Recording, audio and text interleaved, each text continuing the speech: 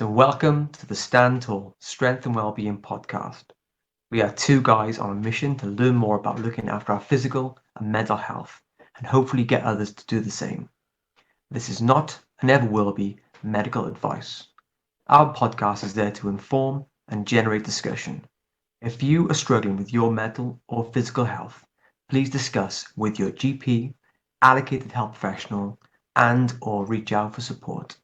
For more information about what we do and all our social media information, please visit standtallwales.co.uk. Please like, subscribe, comment, and get in touch. Okay, so let's get going, to Chaz. So, I guess first of all, it's been our first podcast. We just talk a little bit about what Stand Tall and Strength and Wellbeing is and what it does. Do you want to give that a go? Yeah, I mean, straight off the bat there, this is going to be pretty informal. We're just giving you an idea about what the business is and what we're up to. Basically, we want to try and provide a service to men who are suffering with mild to moderate mental health conditions. Something that's more tailored to them, which is something we'll discuss in this now. Do you want to... I think you're probably best placed to say something here. Yeah, so I guess we're looking to set up a service, a community, a place for guys who are struggling to a little bit more about physical health, then a bit more about their mental health and well-being, by providing courses, activities, that kind of thing. So I think the best thing to do is have a look at our website, I think, and if you visit standtallwales.co.uk, you can find out a lot more about what Stand Tall is and what we do and what we've got planned and what's coming up. Have a look at the site and get in touch.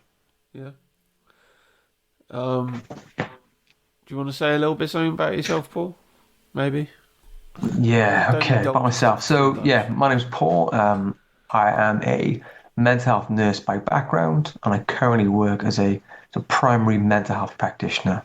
Kind of what that is and what I do in my day job is I do lots and lots of assessments, speak to lots of people from a range of backgrounds, and then provide a range of interventions and groups and courses and one-to-one stuff. Yes, that's my job, and I guess I'm just a bit of an average bloke, born, raised in Cardiff, etc. Nothing exceptional. Spent a bit of time in the Army Reserve when I sort of started training as a nurse, and I'm very kind of keen on, I guess, spreading the message around mental health and well-being and getting people to take an active role in taking pride in themselves, taking pride in their mental health and their well-being. And that's kind of why I'm here, I guess. Nice. Yeah, what about you, Chaz? What about you? Who are you? I'm a dude who likes to do a lot of adult PE.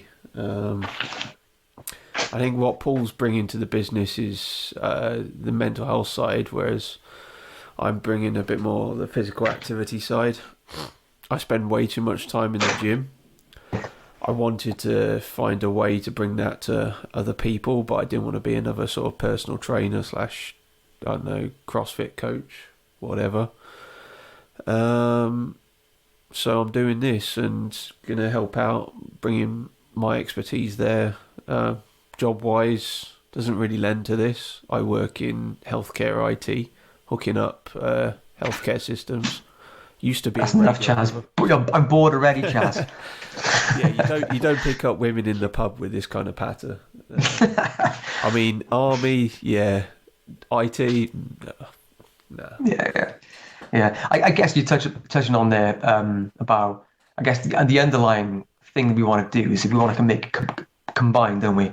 Sort of well-being, mental health, and physical health. I'm sure we'll talk about it on kind of later podcasts, or we'll talk about it today. But I guess what we want to try and do is kind of blend those two things together. Why are they separate all the time? Why can't we kind of help people do both? Yeah, I guess that's the kind of...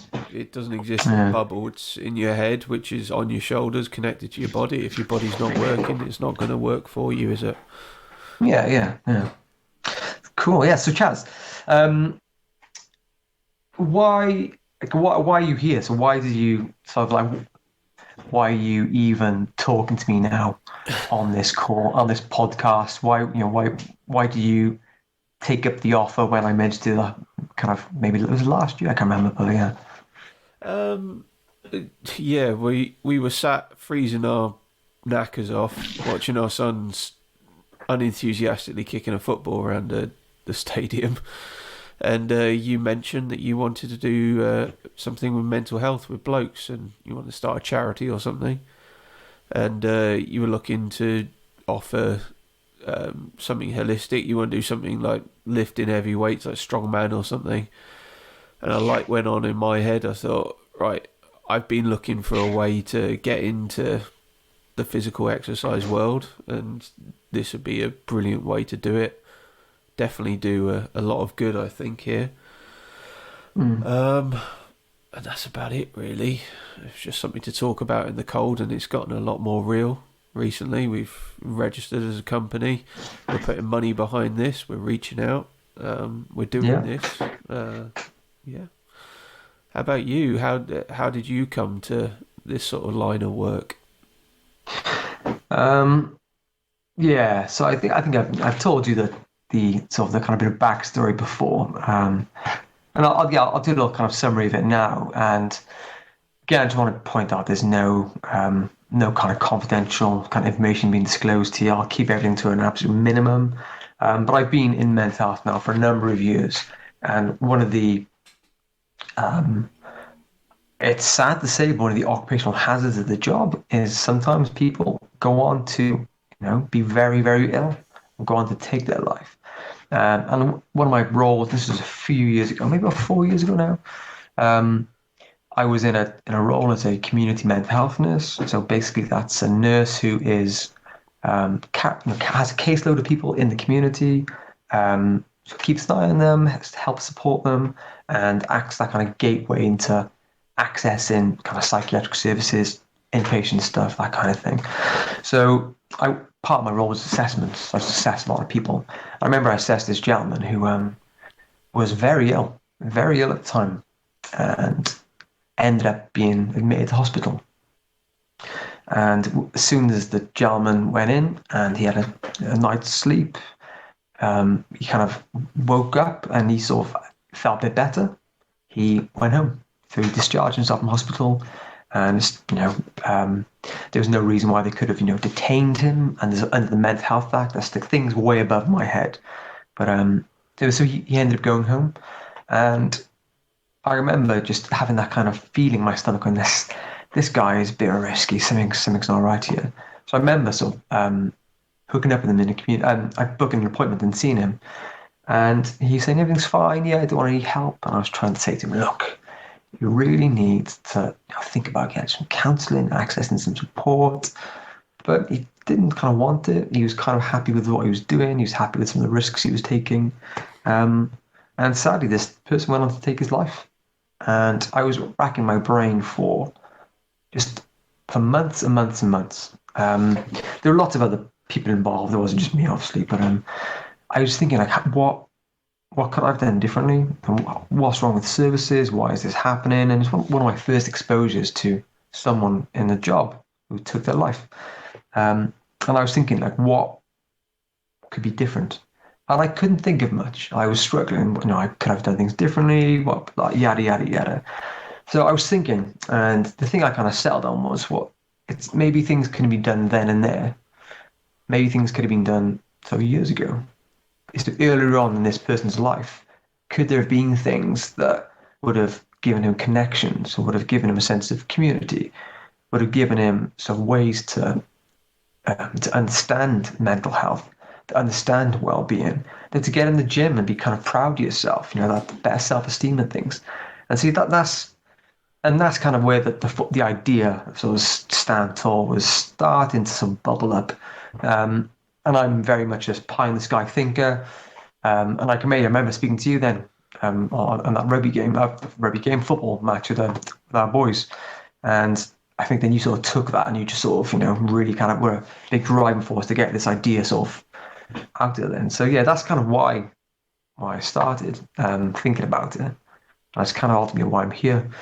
And since that well, since my start of my career, I've been very interested in getting understanding men's mental health, getting guys to look after themselves, kind of physically and mentally. Um, and I want to sort of bring some of the stuff I know to as many people as I can, essentially. Yeah, that's brought something up actually. I remember, as I probably mentioned a second ago, used to work as a radiographer, and I remember one of my supers telling me once, because I was discussing with one of them a patient who'd come in, and they told me some people make life choices, and you can't intervene and you can't change it. I mean, it's obviously slightly different in the role that you do with your mental health now, but I used Yeah. to find that a great frustration when you see patients coming in through the door and you could see their life choices and things they were doing were contributing to the problems they were having. And I had no way of Mm. trying to help them out, really. I just had to sit there and take a picture, a glorified picture with a bit of radiation. Um, so, yeah, I mean, you can't tell people what to do, but hopefully something we can do is give them a bit more information to work with and make better choices. Yeah, I think you're right. And I think it's getting to guys earlier. I think when someone is kind of really depressed or really anxious or surrounded by a range of stresses, there's bills, there's house problems, there's financial stuff, there's relationship, all these kind of things start piling on.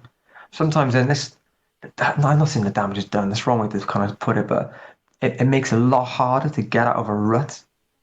Um, and I think, yeah, that's when things start to crumble and fall apart. And I know, and what I'm trying to say is, is it possible to get the guys earlier?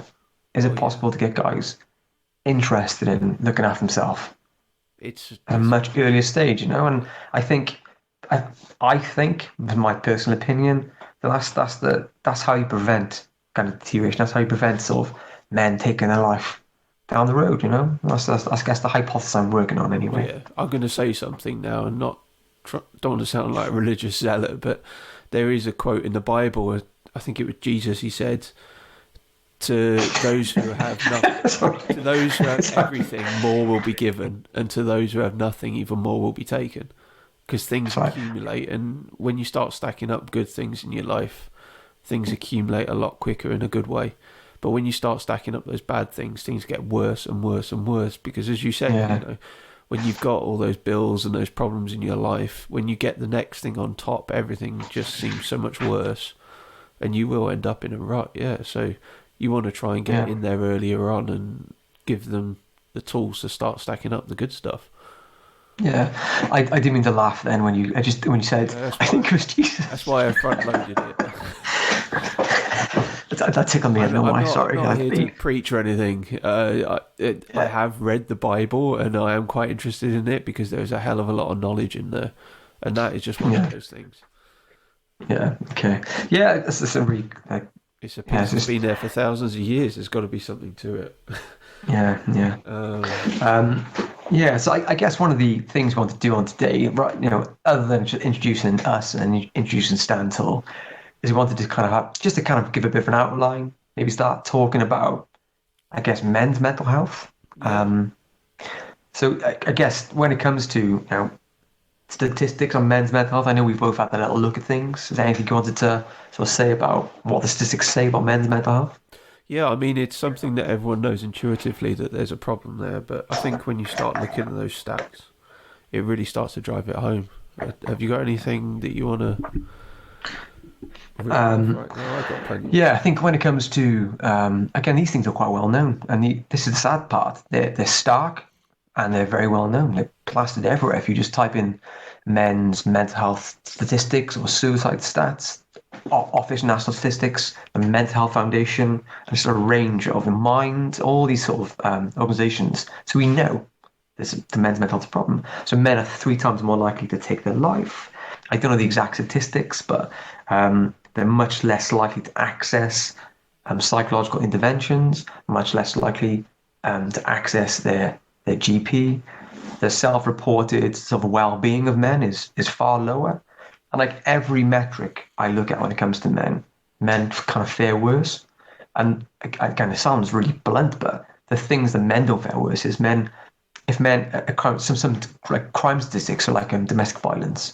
So men are the victims, but men are the perpetrators.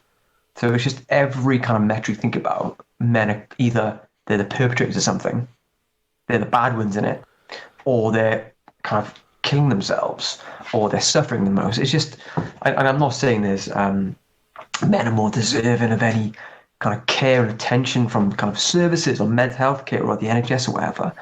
But we know it's a big disproportionately men taking their life. Well, that's it. I mean, this is something that should be made clear: is this isn't a competition between the sexes. Yeah, What yeah, we're yeah. identifying here is that there is definitely a problem, Mm. and I think it needs a lot more attention, a lot more work being put into it. Yeah, Not and obviously yeah, not at the I don't want detriment to. of the fairer sex either.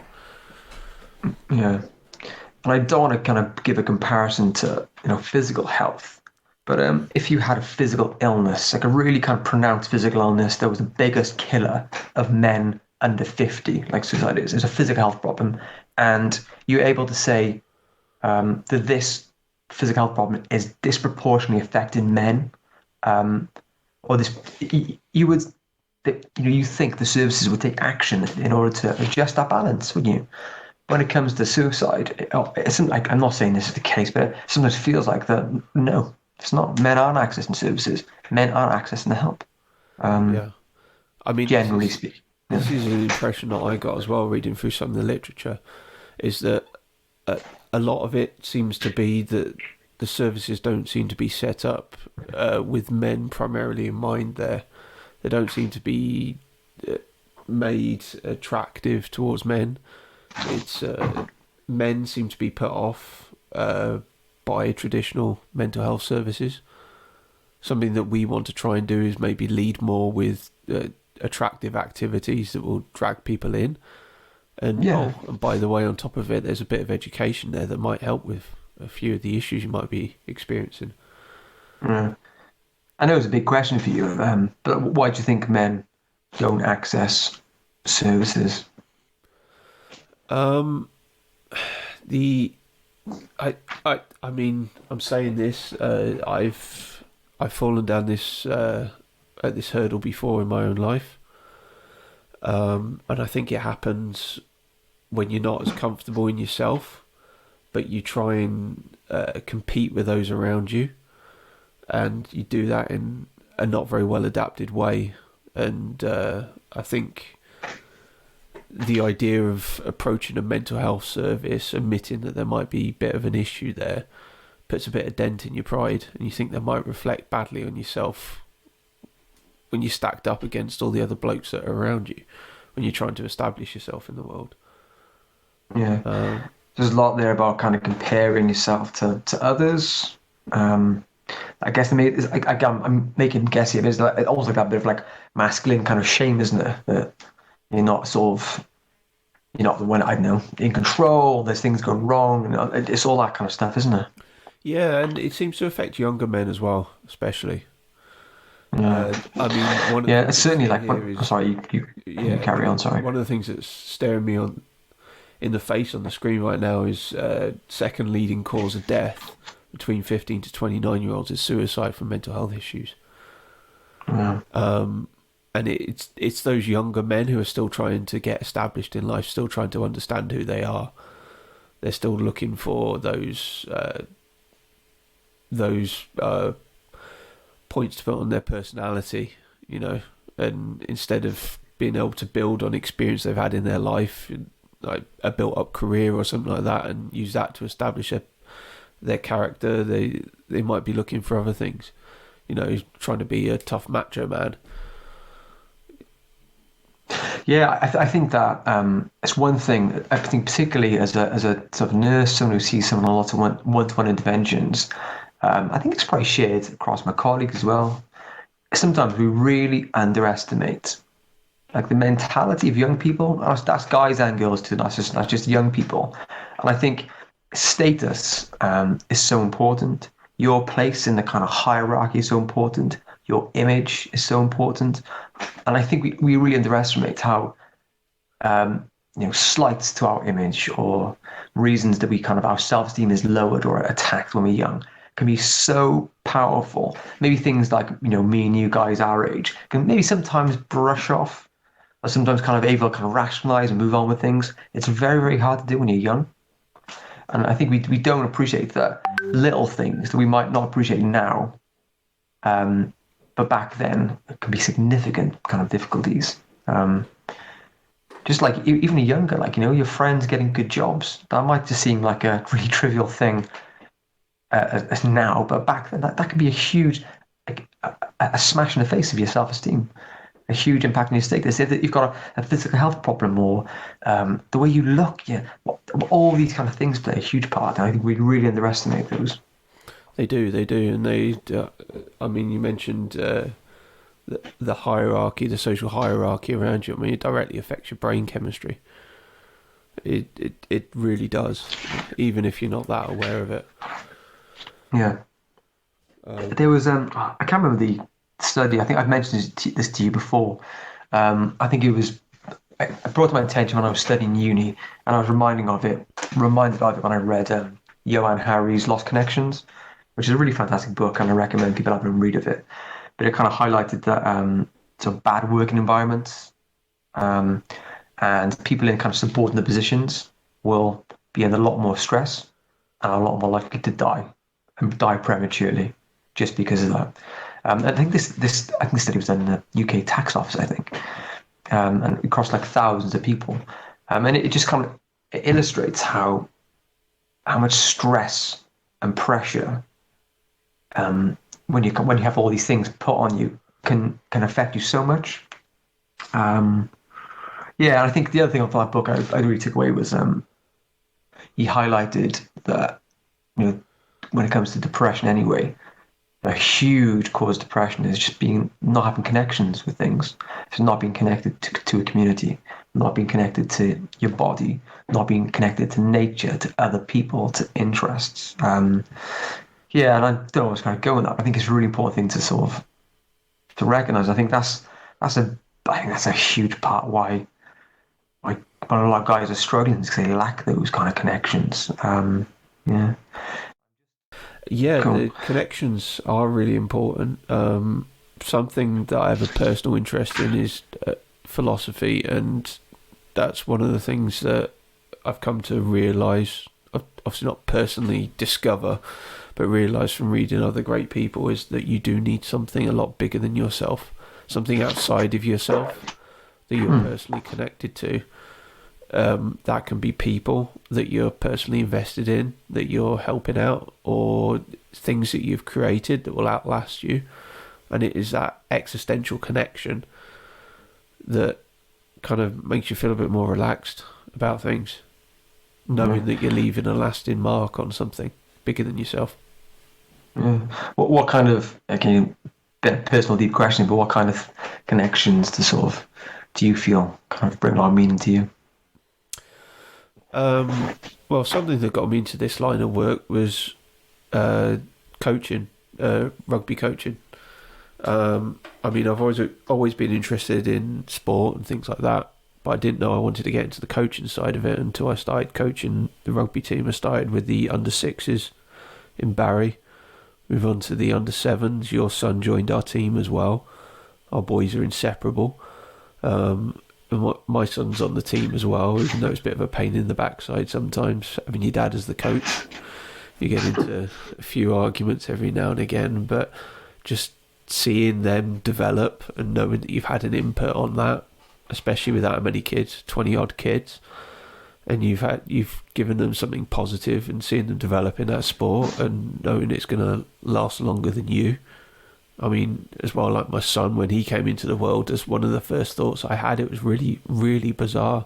It took me back, but it was literally seeing him for the first time was knowing everything was okay. And it was because something would always go on after me. Yeah. I mean, I don't want to disappear up my own arse there, but that was a really profound moment for me. Yeah, I think similar, and this is the thing I often tell people that about having kids. Like I'm kind of the type of person who grew up with just loads of regrets, Just kind of, why the hell did I do this? Why didn't someone tell me to do this? Why did I pick these subjects in school? Why did I do this job? Why did I quit this job? Just those things constantly. Why didn't I pick up this instrument? Why didn't I do this sport? And I always had those kind of thoughts in the back of my mind, and just thoughts, just I'm not good enough. I should have done these things. But then when having kids, I almost like overnight just lost that regret, because if my life was any different, I wouldn't have had kids. I wouldn't have had. No, I may have had kids, but it wouldn't have been my boy. You know, I might have had another kid, or I may have not had no kids. But if my past was any different, I wouldn't be here right now with two wonderful, slightly annoying Shopsy kids. Yeah. Yeah, that's a bit of a deep turn there, Chaz, isn't it? Yeah, it's just a. Who started that? It was not my fault. Sorry. It's just a quick call about our business, just to tell people how it runs. We don't need to go that deep.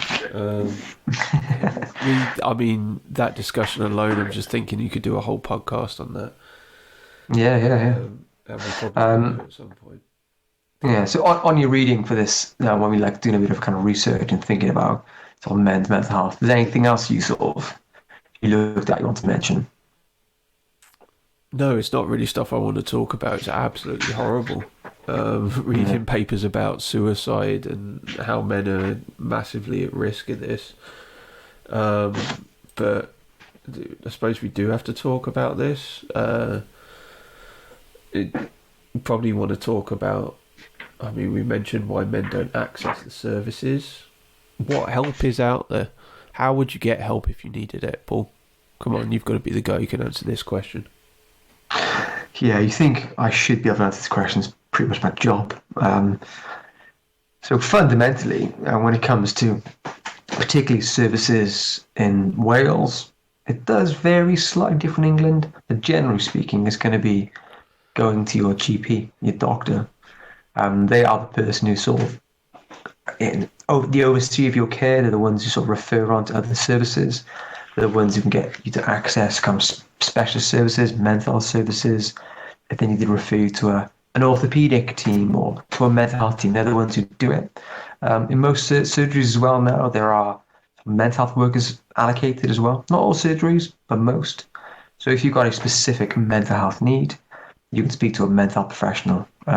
Generally, you might have a bit more time with them as well, maybe like an extra 10 minutes or so.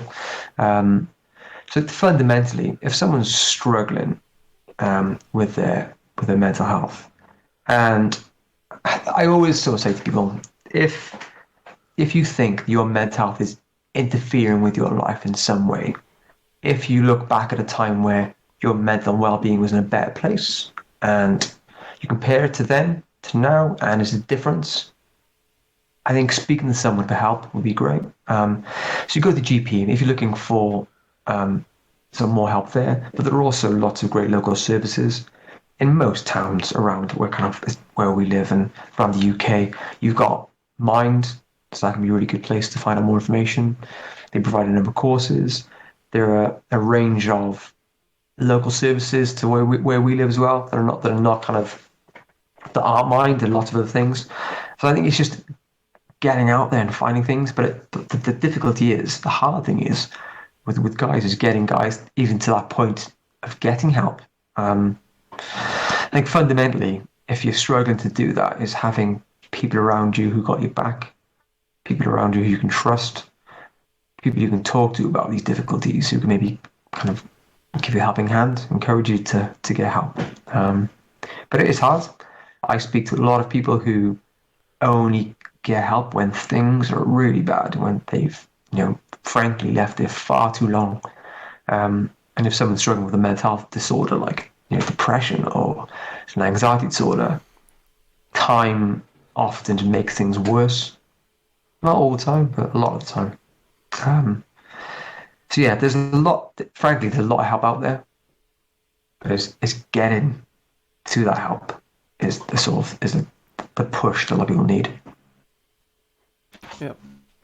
I suppose something we should also talk about, because it's striking me now as we get to this point that we haven't, is what are we actually going to be doing?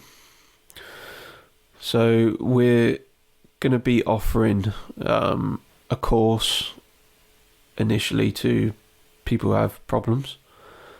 What we're looking to offer at first is sort of, we're still planning this out. It's going to be around 8 to 10 weeks, maybe once a week, 1 hour of Olympic weightlifting tuition, which sounds a bit strange, but we'll come back to that in a sec. And then 1 hour of how would you describe it, Paul? This is going to be your bag, the second hour.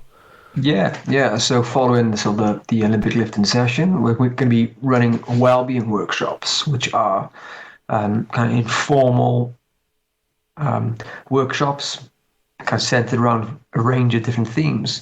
Themes such as understanding how to get a better night's sleep.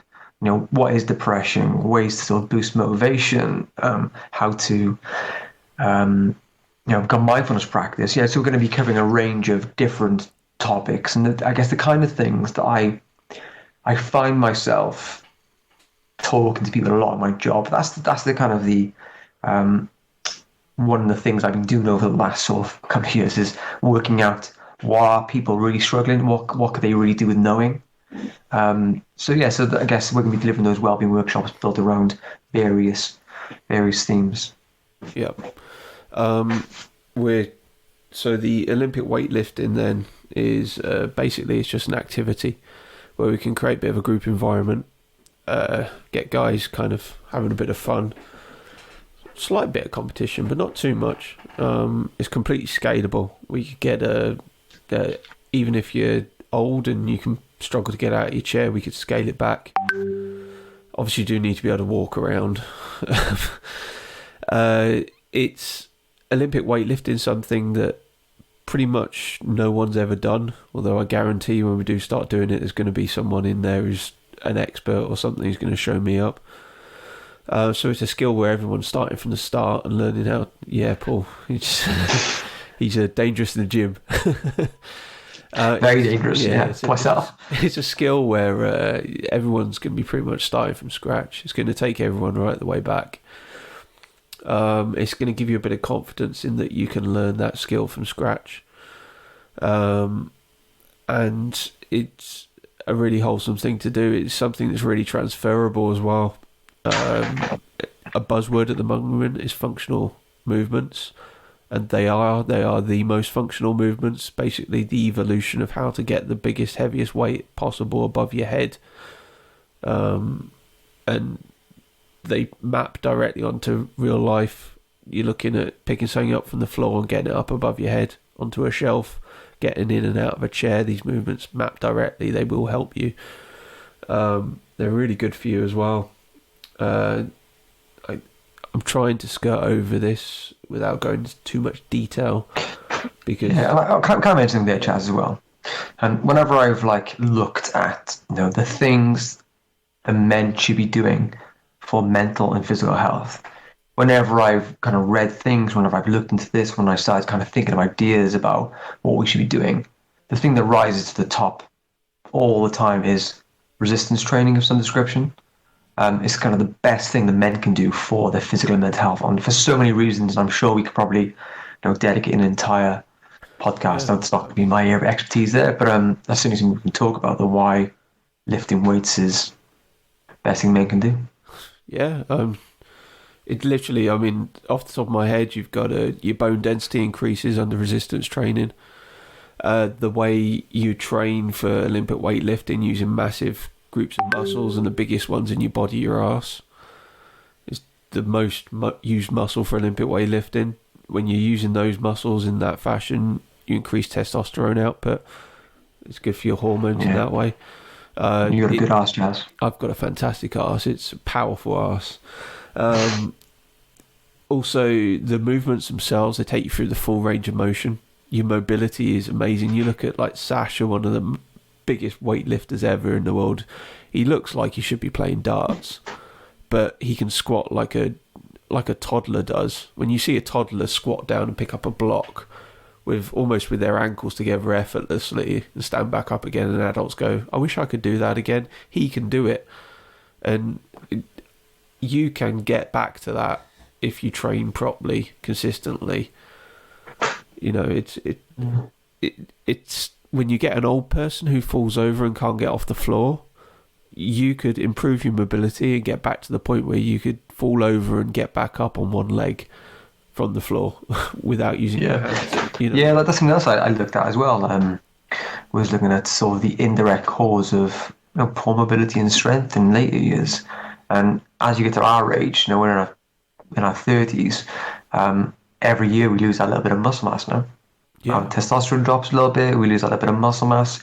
And if you don't look after and maintain it, comes sort of 60s, 70s, 80s, we could really put ourselves at risk of breaking our hip, ending up in hospital, the risk of infections and all that kind of stuff that happens with that as well. And it's in guys' interests to do that so they can be healthy and kind of mobile and strong for as long as possible, It's the same with every faculty in human bodies. If you don't use it, your body will just get rid of it because it's too much effort to maintain. If you do use it, usually it increases. So, so we're at the point now where we've managed to source a local gym who's going to be offering us some space to do the work, and we're trying to sort out a bit of financing. And we've had some engagement with Metalladads, who hopefully will provide some guys to step up and do a pilot. Yeah. I reached out to them a few weeks back now, and they kind of messaged back. Yeah, so we've got a load of guys interested in helping us out. So that's great. So fingers crossed, touching wood, we should get a pilot done this year, and hopefully. Can I tell a little? I say it's a funny story. It's probably not very funny, but I was in St. Athan the other week doing a health fair. Yeah. And I was wearing essentially this black T-shirt, same one, at the beard, and the Metalladads were there, and they were sort of dressed relatively similar. So everyone kept coming up to me and asking about Metalladads. I was like, no, that's just not me. No. They're over there. Okay. So, I obviously fit the kind of profile for Metalladads. Yeah, but they seem like a really lovely bunch of guys, and it's great. Yeah. Nice. So we're looking, maybe the last thing to briefly discuss is how people may access our service in future, what we're looking to do. Obviously we're still in the very early stages, but our goal, how will people get into our service, Paul? Yeah, so you can contact us. You can go onto our website, so stantonwales.co.uk, which I think we've probably said a few times already, and you can find the self-referral tab, fill out some very basic details, tick a box, and jobs are good. And the idea is then we'll be in contact, we'll be in touch, and we'll be going through some of the very basics of what we do with you, and talk a little bit about the kind of the program that we're running, and hopefully when the dates come up, we can start getting guys through the door. We can start delivering these introduction to Olympic weightlifting courses, these wellbeing sessions on a range of topics, and hopefully really start making a bit of an impact in our local community. Yeah. Hopefully one day we can expand the activities as well. Yeah, and that's we've talked about lots, and we would love to be able to do and offer a lot more. So hopefully with time, Chaz, if we can get our asses in gear, we can sort it out. Do some like sewing and baking and things like that, Good. Yeah. Yeah. Don't give me salad or bacon, Chaz. I ate you baked bread the other day. Is that right? It wasn't that good. It was not good. I'll have to do my little sourdough bacon class to you, Chaz. Okay. All right then. Blow your mind. All right, I think we should probably draw it there. Yeah, before we start talking, or I start talking absolute nonsense. Yeah, I started talking. As you may start learning this about me, I will go off on a tangent quite easily, and it's Chaz's job to ring me back in. Okay, well, until next time, Paul. Yeah, until next time, Chaz. Pleasure. Cheers.